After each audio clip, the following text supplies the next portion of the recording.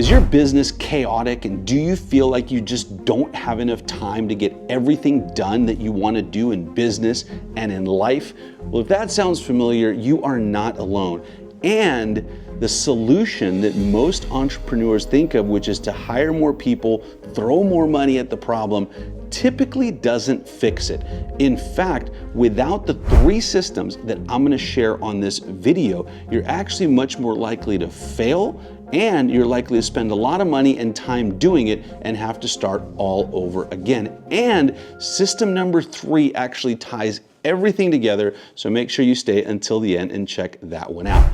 Hey, my name's Danny, and my mission and my passion is to help entrepreneurs just like you earn more money, work less, and have way more fun. And if that's what you're into, I want to invite you to subscribe to the channel, give me a big like on this video so you keep seeing more of them. If you want to shortcut the process, throw some jet fuel on your business and have us help you out, just book a call down below. It's absolutely free, or scan that QR code and we can chat about exactly what's going on with you. All right, so a lot of entrepreneurs that call me will say, hey, Danny, I need people. I need an executive assistant, or I need a social media manager so I'm not wasting all my time posting on Instagram or YouTube, or I need some salespeople so they can call all of these leads that I have or don't have and drive some business. Any of that sound familiar to you?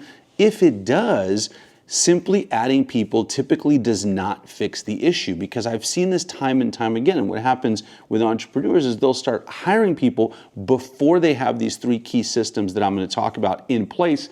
And all that does is amplify the chaos, create more bottlenecks, usually with you, and just cause more problems. You end up firing these people, and then that cycle starts all over again. And if that sounds familiar to you, don't beat yourself up over it. Let's just implement these 3 key systems, and then you'll be able to rock and roll and add all the people you want. All right, so system 1 is all about priority. So as entrepreneurs, if you're anything like me, you probably have 100 ideas in your head at all times about the things you want to implement in your business, outside of your business, new businesses that you want to do. I feel your pain. I go through this all the time. Without priority, what happens is that you're like a dog chasing squirrels. My dog does this all the time. We got squirrels that run across the fence, and he's just going after them one by one. Well, as entrepreneurs, we do the same thing. The fix and the answer to that is establishing priority. I actually learned that through this book right here called The One Thing by Gary Keller. I actually had the privilege of being one of the first instructors of this book when Gary did a certified trainer program. You can see my book is all marked up, and I got all this cool stuff in here that I've done, but I'm going to give you the quick version of this. And the quick version goes something like this. Not everything on your to-do list should be a priority. Not everything on your to-do list should actually be done. And you got to do things on your to-do list in the right order. So how do you establish that right order? Well, it's actually simpler than you think. First thing you do is you do a brain dump. So whatever ideas you have, whatever projects you want, whatever things you want to accomplish in your business, just write them all down. Once you have that list, what you want to do is you want to apply something called the Pareto principle, or the 80-20 principle. You may have heard of this before. What you're going to do is you're going to take all those things. Let's say you wrote down 100 things, and you're going to take the top 20%. So that'd be 20 things of the 100. And then you're actually going to take 20% of those again. So in the book, Gary calls this Pareto to the extreme, or something like that. And so you're going to take the 20% of the 20%. So now if you had 100 things, you're down to 20 things. And if you do that again, you're down to 4 things. And then you're going to take the top 20% of those 4 things, right? So 20% of 4 things I know is 0.8. If you're a math nerd, you're going to call me on that. So 1 thing, right? So no matter what happens, no matter how many things you start with, if you keep taking the top 20%, you're going to end up with 1 thing. And that 1 thing is the most important thing that you need to do first. In fact, one of the things that Gary told us when we were doing this training is that he actually was going to call the book One Thing at a Time, right? So we're not saying do 1 thing to the exclusion of everything else. We're saying do 1 thing at a time. So you do that 1 thing, then you do the next thing, then you do the next thing. So I'm going to give you an example. For your business, let's just say that you want to expand your social media reach, right? Well, you're probably thinking, I'm going to start posting on Instagram and LinkedIn and YouTube and all these different places, right? And then what happens is you get burnt out because you try to do too much. Well, if instead of that you ask yourself, hey, what is the one thing, and the focusing question from this book goes something like this: what is the one thing such that by doing it, everything else becomes easier or unnecessary? So when you start asking yourself, hey, where does my target audience hang out? And let's say your target audience hangs out on YouTube right here. So then what you would do is you'd say, okay, look, I know I want to do all the social networks, but the priority's got to be YouTube because that's where my target market is. And so now you say, okay, I know I got to do YouTube. How do I get a YouTube channel started? Well, I can start creating videos and posting and researching myself, or maybe I can hire someone like All Star VAs, for example, shameless plug. We can install a social media virtual assistant for you that already has the game plan, and they can do it for you so you can shortcut your way to success. You like how I plug that right there? And if you want to do that, all you got to do is book a call down below, scan the QR code, and we'll chat with you. But in any event, I think you get my drift, right? So you want to do one thing, not everything. Another great tip from this book is to turn your to-do list into a success list. The way you do that is you just take your to-do list and you prioritize it. So if you got 5 things on your list for today, you're going to go ahead and ask, what is the one most important thing? I'm going to do that first. It may not be the first thing on your to-do list. It may be number 5. It may be number 4. I actually do this exercise every single morning, not only with myself, but with my team, to make sure that they are establishing priority and doing things in the right order. So now that you know what your priorities are for your business, by the way, you can do this for any area of your life. It applies equally with your health and fitness, your finances, your marriage, or your significant other, your kids, whatever it is, it applies really, really well there as well. All right, now that we've established priority, let's move on to system number 2, and that is having a standard operating procedure for everything that you want to do. So what most entrepreneurs do, and I've done this before, and maybe you have as well, is that they'll go ahead and hire someone and just say, okay, here's my goal. Let's keep using social media manager. I want to blow up my Instagram account, for example, and that's my goal, so go do it. Right? And without a clear standard operating procedure, what typically happens is that person fails and you think that it's the person, but really it was the lack of a system. So how do you go about creating a standard operating procedure? Well, there's 2 ways to do it. I mean, luckily now we have AI, so you can literally go to ChatGPT. You can say, hey, my business is X. I want to achieve Y.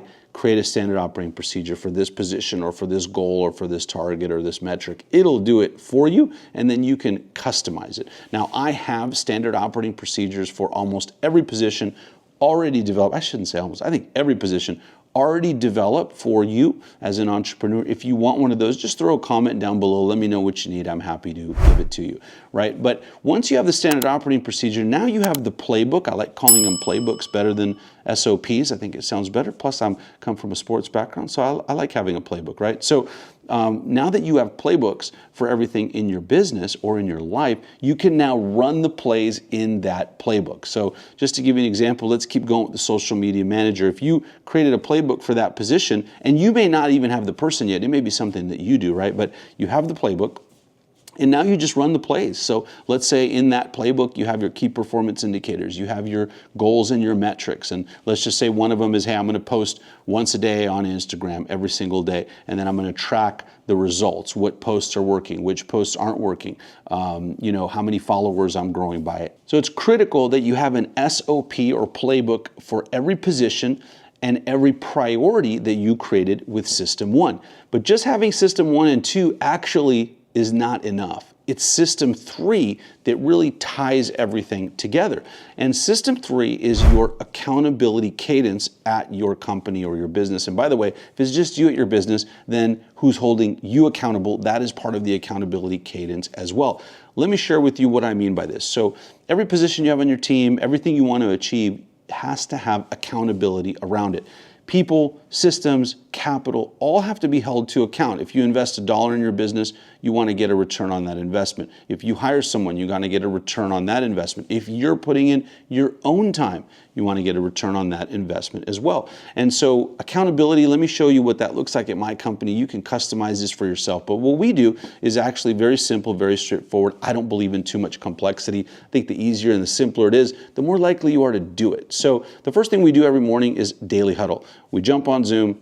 We're on there for 15 minutes or so. We're going to talk about what the priorities are for the day. So we're tying all of these systems in together, and then we're going to see what challenges there are or anything else that is needed, right, from the team members. And so it's a quick huddle, very short, very simple, very straightforward. End of the day, we're going to do another huddle. On that huddle, we're going to talk about the day. So what were your wins for the day? What were your challenges? You know, are you on track to hitting your KPIs? If you're not, why not? How can we help? You know, are you stuck somewhere? Are there gaps? What's getting in your way? And so we're going to talk through all these things. And then at the end of the day, every team member in Slack, we have a channel called EOD. If you don't use Slack, this could be in Messenger, WhatsApp, whatever you use. And then everyone puts their end of day reports into that Slack channel. And then the manager, the supervisor, whoever's the leader of that group is going to review them. So for example, I review my executive assistant, I review my marketing manager, their end of days, and then I'm going to give them comments, right? So I may send them comments through the Slack channel, or I might just tell them the next morning on the morning huddle. When you do this every single day, what happens is that you develop this cadence of accountability. The team members know that they're held to account to their KPIs. You know that you're being held to account by someone, which, by the way, I should say, if you as the leader need to have someone to hold you to account, we're happy to do that at All Star Bays. We do that for a lot of our clients. Or you can have a coach or a mentor, but you got to have someone that's holding you accountable as well. Very, very important. So once the team members know that, they're much more likely to do that. I will tell you that anytime that I have not done these huddles, or I've decided, hey, there's times when, I get out of the accountability cadence or the accountability rhythm, things always slip through the cracks. It always creates problems, and there's always issues. So make sure that you have an accountability cadence always going at your company. When you tie all of these things together, all three systems, right? So you have your priority that you're setting on everything that you want to accomplish for your business. You have standard operating procedures or playbooks for making it happen. And then you hold your team or yourself accountable to doing that. It is inevitable that you will succeed. But what I will share with you is that if you really want to create a business that runs without you in as little as 30 days, then check out this video right over here.